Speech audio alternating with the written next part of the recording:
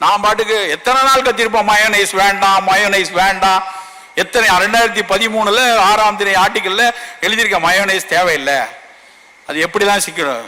இப்பதான் 12 வருஷம் கழிச்சு தடை பண்ணியிருக்காங்க. வேணாம்ப்பா மயோனைஸ் வேண்டாம்.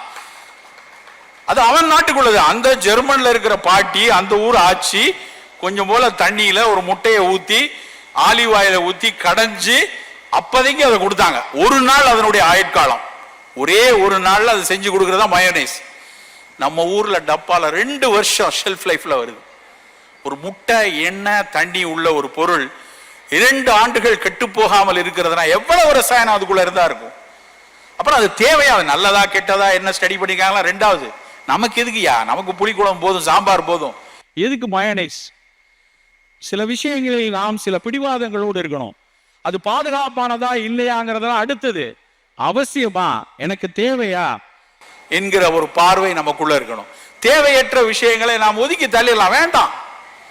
அந்த சிந்தனை இருந்தால் மட்டும்தான் இந்த ரசாயனங்களினுடைய கலப்புகள் இந்த பூமியில் இது வராமல் எடுத்துக்கொள்ள முடியும்.